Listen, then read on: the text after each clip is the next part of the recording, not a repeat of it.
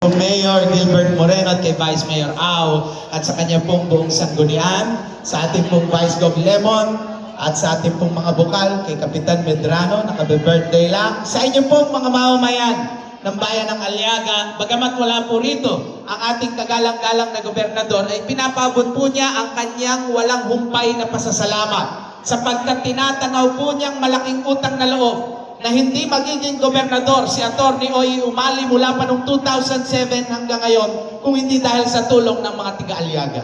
Isipin po ninyo, 2007 pa lang, umali na ang gobernador natin. Hanggang ngayon, 2025, umali pa rin ang nakaupo sa Kapitolyo. At ang ipinagmamalaki po namin, walang kahit isang eleksyon na natalo ang mga umali sa bayan ng Aliaga. Dahil po sa inyo lahat.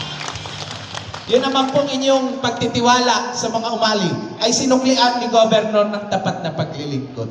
Kitang-kita po ninyo sa bawat barangay at mga pamayanan kung gaano karami ang mga proyektong itinindig ng administrasyong umali. Mula po sa mga covered court gymnasium na makikita po ninyo sa mga barangay at eskwelahan, nandiyan po ang mga barangay hall, health center, senior citizens building, at hindi na mabilang na mga classroom na ibinigay po ng pamahalang panlalawigan. Kasama na rin po ang mga barangay road at mga farm to market road na pinakikinabangan po ng ating mga kababayan na dati bako-bako ang kalsada, ngayon maayos nang nadadaanan. Naibsan din po ang problema natin sa traffic dahil sa napakaraming bypass road na ginawa ni Governor Umali sa ilalim ng kanyang magaling na liderato. Katulad na lang po sa katabi niyong bayan, sa Talavera, traffic na traffic po sa highway.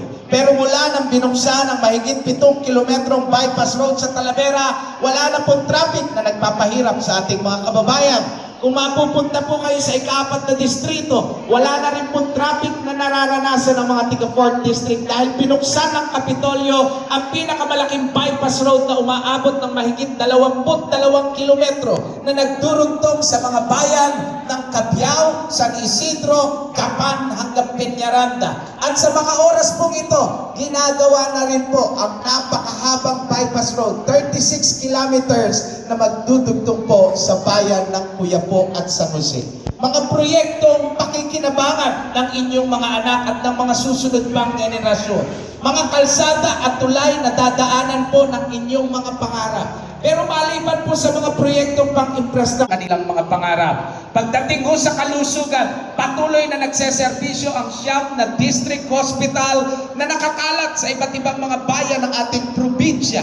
Libre ang doktor, libre ang gamot. Ang problema lang, ang mga tao, libre ang konsultasyon, libre ang gamot. Pag niresetahan ka ng laboratory, hindi mo na alam ang gagawin.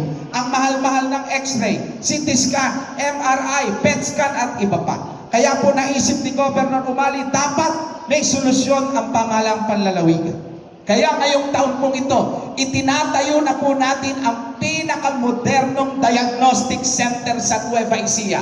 Kung saan kayong mga tiga-Aliaga, basta nagpunta po kayo ron, kahit ano pa ang kulay nyo sa politika, kahit sino pa kayo, libre po ang x-ray, libre ang CT scan, libre ang MRI, pati PET scan, libre para sa mga mamayan ng lalawigan ng Nueva Ecija.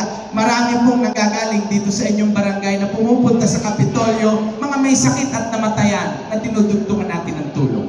Napakasarap sa pakiramdam na meron tayong gobyernong nakasentro ang pagliliyento ng sinasaing na bigas ng mga Pilipino galing sa Nueva Ecija. Pero bakit ganito ang kalagayan ng mga magsasaka sa ating lalawigan? Mukhang kawawa ang nagiging trato sa mga magsasaka, lalo na sa panahon ngayon. Dahil nga po sa epekto ng rice tarification law, bumagsak ang presyo ng palay. Nakakadurog ng puso dahil sa bayan ng Cabiao, tinatawaran ng 6 pesos kada kilo ang kanilang palay ngayong anihan.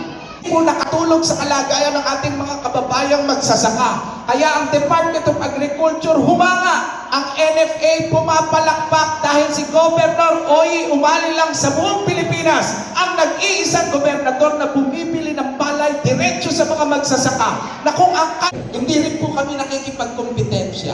Pero ang gusto natin, ibalik yung dignidad ng mga magsasaka. Huwag namang 6, huwag namang 8. Papasok ang 15 pesos namin bibili. Mapipilitan po yung mga trader na gumahin. 15 na rin ang bilihan ng mga trader. Aalis na ang Kapitolyo at pupunta naman kami sa